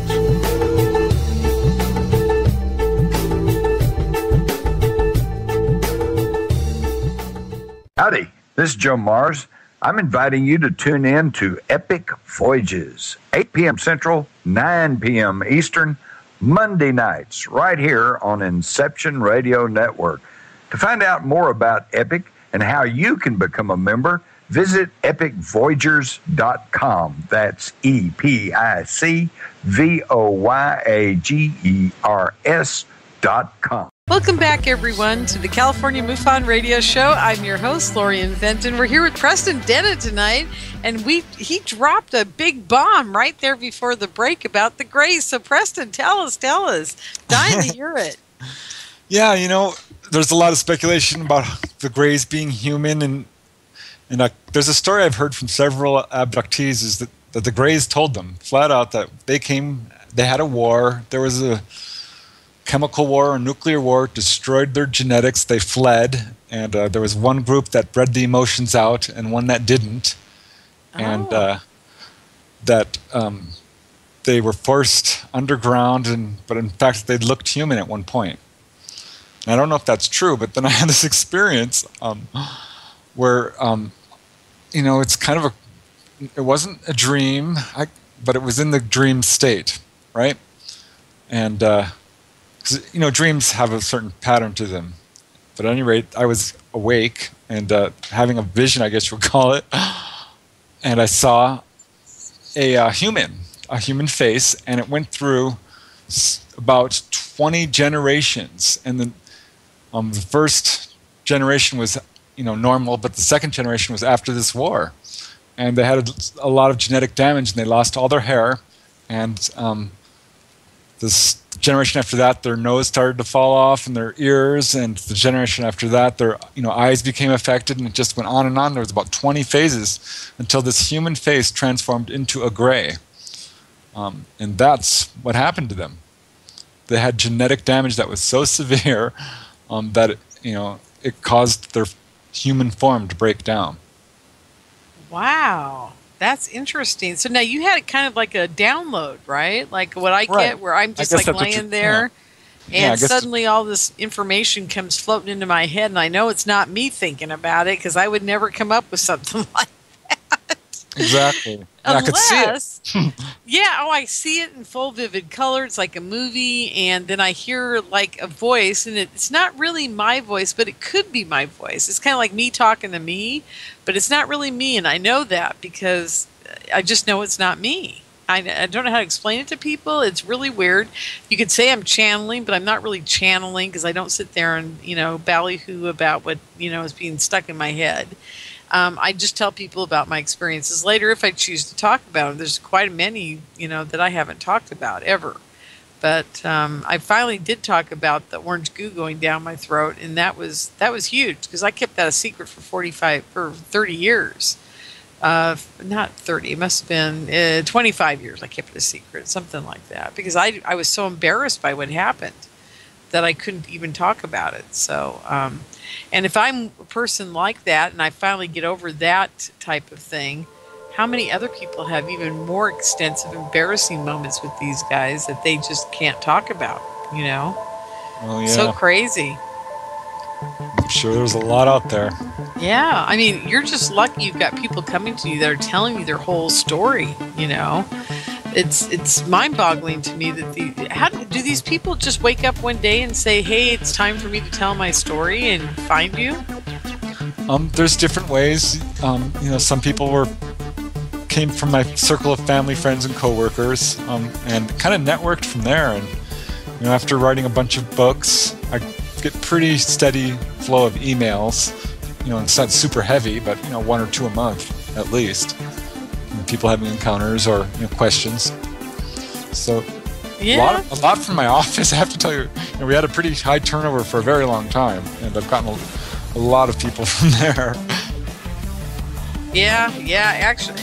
So it's very interesting to me that people would just suddenly decide to talk about this. Anybody told you why they're doing it? Why they're coming public? Yeah, why they're finding you, why they're doing it. Do they all have a different reason? Are they all similar reasons? Were they told to? Did they just wake up one day and say, "Oh, it's time to tell this guy who's writing a book about all this stuff"? No, most people give me a caveat and they say, I don't talk about this. I've never told anyone. They say, I'm not crazy. I'm not on drugs. I'm an educated person. Haven't told my wife about this. Can we keep this anonymous? I get all the caveats that I'm sure you've heard. So most people are just super excited when they find out that they're not alone. They found someone to talk to. One lady, I tell you, Lorien, she came into my office, and another coworker had bought me a statue of a gray, a little tiny figurine, right, which I put on my desk, and the lady walks in and screams. Oh my God! And she's like, "What is that?" I'm like, it's a little figurine. She's like, no, really, what is it? What is it really? And I'm like, well, it's a gray type ET. She's like, that came up to my window right after I had my baby and scared the living crap out of me. Really? How crazy is that? Now, this is one of your coworkers? Yep. My coworker, Oh her name is Connie. Really nice lady. I've worked with her for years. And she would never have told you that had that little thing not been on your desk, right? Right. Yep. Isn't that interesting? I'm telling you, it just makes me just really wonder what's going on out there. And one of the guys in the chat room was talking about the vibratory state that you went into. Now, you said yours was really extensive. Like it almost hurt kind of thing? Or did it feel like you were in pain? How was it that it was so trippy for you? Well, it's kind of, I mean, for your first time, it can be very loud. It's like standing next to a jet engine or feeling like an electric shock. It doesn't hurt, but it's certainly strong. And what this is you're feeling the higher vibration of the next dimension. You know, the next dimension vibrates at a much higher state. So that's kind of what you're feeling, is that you're feeling yourself upping your vibratory state and moving Yeah, how interesting. No, it doesn't hurt. No, it doesn't hurt at all. It's just a little startling. Well, were you there for my presentation when I said that I'm vibrating from my bones out? Yeah, I was. Is that what it feels like?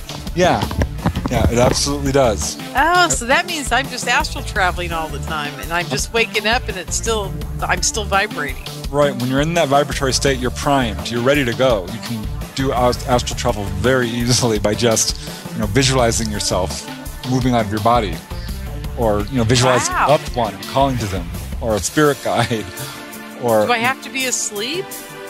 Oh no, you can do this wide awake. Wow. There are people out there, who can do it while walking around and talking to you. Because you have. Really? Oh yeah. I've not gotten to that. It's bilocation is basically, in essence, what it is. But oh my God! I have to tell you, Lorien, on the other side, we can do telepathy, right? We can do telekinesis. Sure. We can do teleportation. We can do all kinds of things. Well, these are natural human condition. And if you get good at this, doing astral travel and out-of-body work, you start to make your astral body strong and kind of meld it with the physical. And these abilities start to translate into the physical state. And this is why some people have reported levitation or spontaneous healings, miraculous healings, all kinds of stuff, teleportation. We can do all this, absolutely.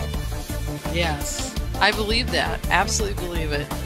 Wow, cool stuff. I'm really excited about this. I'm so glad you were there and you heard me talk about that, because it's been bothering me ever since about 2 months ago. A friend of mine who's an ET contactee just touched me, and my body started vibrating while he was doing it, and ever since then I've been waking up and I'm just vibrating like my bones are shaking in my body.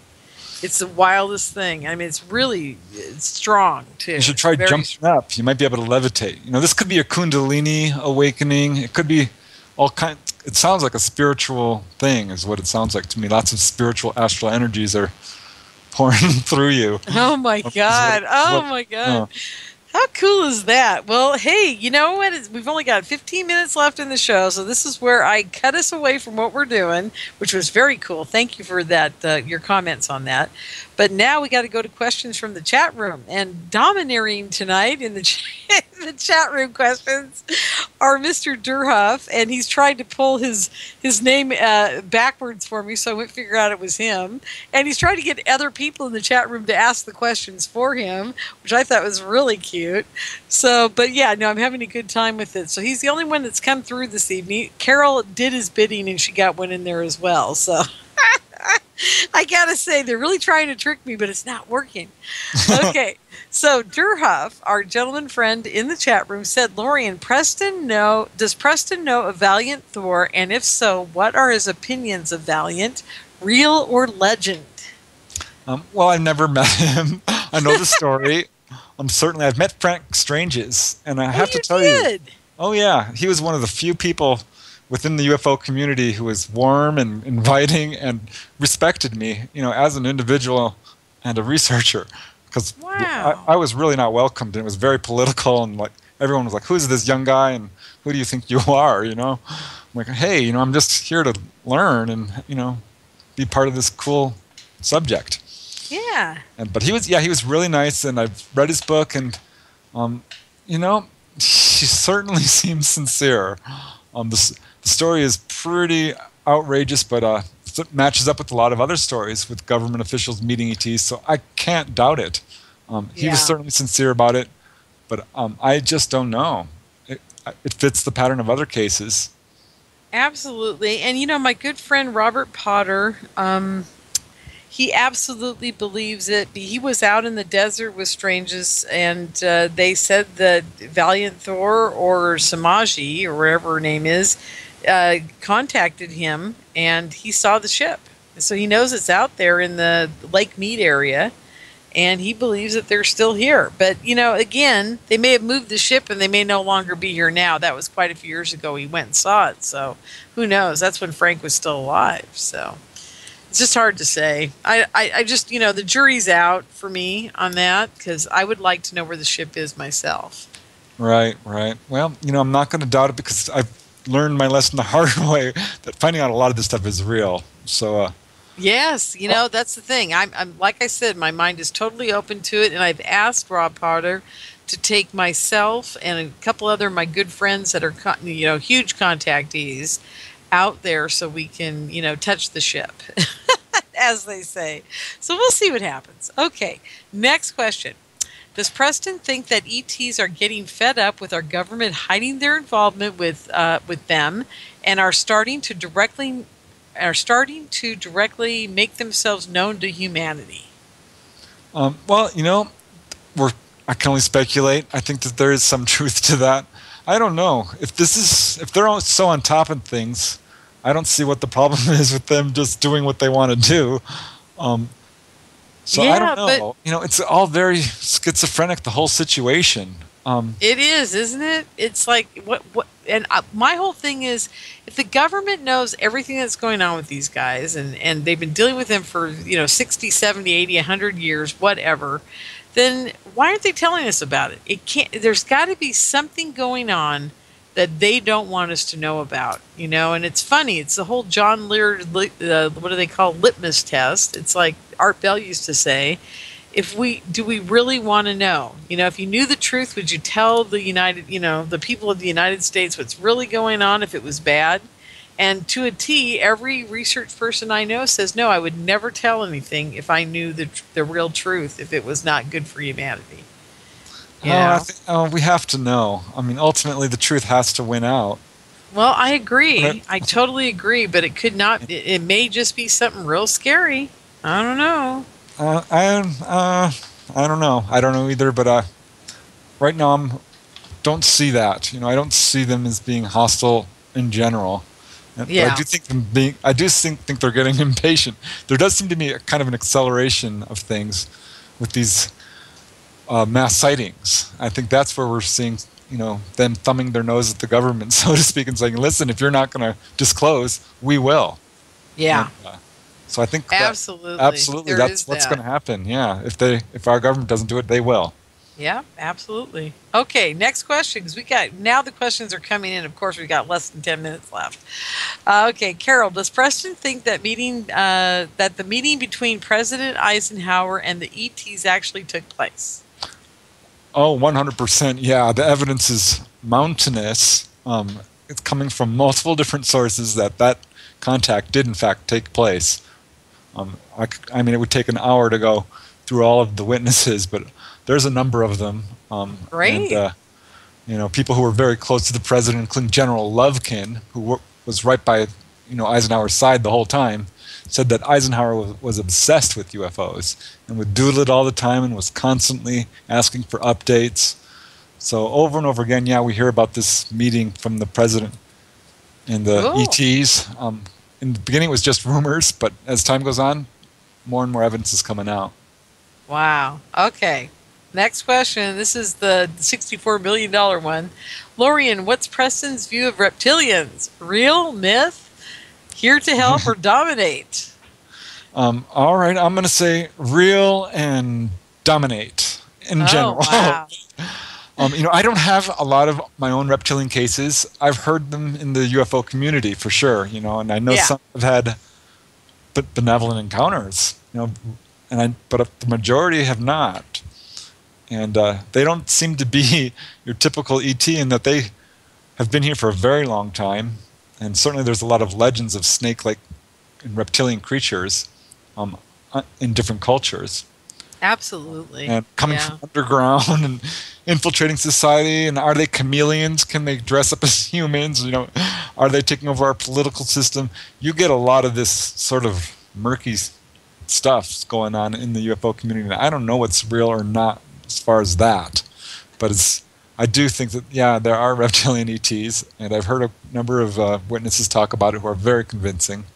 Yeah. Yeah, absolutely. And, still my favorite guy is David Icke. I mean, a lot of people poo-poo David, but back in the early days of David Ickehood, or whatever he is doing, he did see a guy shapeshift into a reptilian, and that'll make anybody wonder what's going on, and start questioning anything going on around you. Once you see something like that, and I only had a very small glimpse of that with one person one time out of the corner, kind of like turning my head away from them. As I was turning my head away, I saw what I thought was his eyeballs change, or one eye change, and his thigh turn into a reptilian. And it was it was so bizarre to me, and it was almost like pixelated, like you're looking at a picture that's out of focus. It pixelated in and started to come into focus, and then it disappeared as fast as I saw it. Yeah, well, there's no doubt there's some of that going on with just UFOs in general, transforming into helicopters or cars or things like that. Yeah, this whole thing about them turning into other things is just crazy stuff. I mean, we'll have to talk about that at our next time I get you on the air before the MUFON conference, because I'll tell you what, that's an interesting topic. Do you have any research on that? Oh, yeah. Okay, good. Well, we'll save that for next time, because I still got another question coming in, and we don't have a whole lot of time here. So the next question was, Lorien, does Preston think any of these ETs might be time travelers from the future? Well, there's some evidence that they can time travel for sure. There's one case involving a lady who was in a car accident, and they took her, healed her of her injuries, and put her back in the accident, immediately after it occurred, even though the healing procedure itself took quite some time. So they can do that. They can manipulate time to the point where they can stop animals in mid-air, birds in mid-flight, things like this. Wow. So one guy was getting abducted by greys. This is up in Massachusetts. He sees this gray walking down the road towards him. He turns, and his family is frozen. The entire yard is frozen. Someone's pouring water out of a bucket, and it's frozen in mid-pour. Oh, my gosh. And he can move. He can move and soak in this gray, and it takes him aboard this ship. So, I think that there's some evidence that they do come from different times and can manipulate it. But that's really tricky, because what we're talking about here is probable realities, multiple, it starts to get really tricky. It does. It's hard for people to grasp. And I have a friend, I wouldn't say he's a friend, but I have an acquaintance that goes to all these conferences that I go to. He swears to me that they're replacing our bodies every 10 minutes. And I'm like, oh, you got to be kidding me. I don't believe this guy, but it makes you wonder if they can stop time and put you back in time. There's all the cases where they put people back before they abducted them. And so the people are still driving in the same spot they were, 3 hours ago or something. They're back home and they had already left, and just weird things like that. Well, time is a factor of the physical plane. Really is. Rate times time equals distance. So time is nothing more than rate and acceleration. Absolutely. And so when you go to the other side, it all collapses and it's gone, because you can get anywhere instantly. Yep. So this is what the ETs can do. They have a huge understanding of the other side. Oh, yeah. And I think it goes even beyond that. In the movie Interstellar, the interesting part was he says, "Where am I?" when he gets to that place of no time, or the time he chose to be in. What was so interesting about it, the computer or something said to him, they made this for you because they are so far beyond this time, this concept of time, that they had to construct this for you to be in, to do what you needed to do to get him back. Right. It's really interesting. You know, what we have is one giant expansive moment. That's what we have. Just exactly. And that goes back to when I was 13 years old and I was reading Be Here Now by Baba Ram Dass, and that's when I first started grasping the principles of being in the moment and realizing that is the only time we really experience. Because if it's happened already, it's already done. Okay, there's nothing you can experience about it except for regret or remorse or happiness or a kind thought or something about something that's already happened. And you certainly can't be in the future too much, because if you're already always thinking about the future, you're not paying any attention to what's going on around you in the moment. So, right. And what's even more interesting is if someone has Alzheimer's, they can't experience the past at all, and they can go into the future and not remember it. They're halfway. So it's on like they're side. stuck in that perpetual moment of what's going on right then and there. Right. Yeah. So anyhow, it's crazy. I mean, it's like you have to be like a Buddha to get through all of this. So are you practicing your Buddhahood, Preston? Yeah, well, that's what's so exciting about this era. I think we're all having a huge awakening. Yeah. Yeah, I agree. And I think I'm learning more and more about you every time I interview you, which I just find you to be a fascinating person. And this whole thing of you being able to go out of your body at will is just really cool, I gotta say, because one of my favorite people on Coast to Coast was always that the gentleman from Southern California that wrote the book about how to go out of your body. He's always so passionate about it, so excited, and he'd just be talking about how to do it all the time. He's wonderful. So I'm glad you wrote the book, and I'm glad you're able to do it. Okay. One last. I'm not going to be able to get to all the questions, but I got one last 1-minute question for you, and that is, Lorien, does Preston think there are underground bases in Arizona? Well, I don't know of any specifically. I know that there was. I'm sure there are. I wouldn't doubt it. There are underground bases all across the United States and the world. I think there's one in the Santa Catalina Channel. I think there's probably one or more in New Mexico. Lots are under. Edwards Air Force Base goes underground. Area 51 for sure. Rendlesham Forest in England, we know that goes underground. Oh, really? I didn't know that. That's interesting. Yeah, Larry Warren talked about that in his book. I'll have to talk to him about that next time I'm in touch with him. And we only have a few seconds left here. I'm watching the clock. So I just wanted to say thank you so much for being here. This has been a wonderful evening, and I hope the audience enjoyed it. Once I meet people, folks, then we get on the air, and it's like we're having a cup of coffee together and hanging out. I have all this amazing information from Preston, but I enjoy talking to him so much, I just kind of push it aside, and then we go forth. Yeah, so it's always really wonderful, Preston. Thank you for being here. And everybody have a great week, and we'll see you next week on the California MUFON Radio Show. Good night.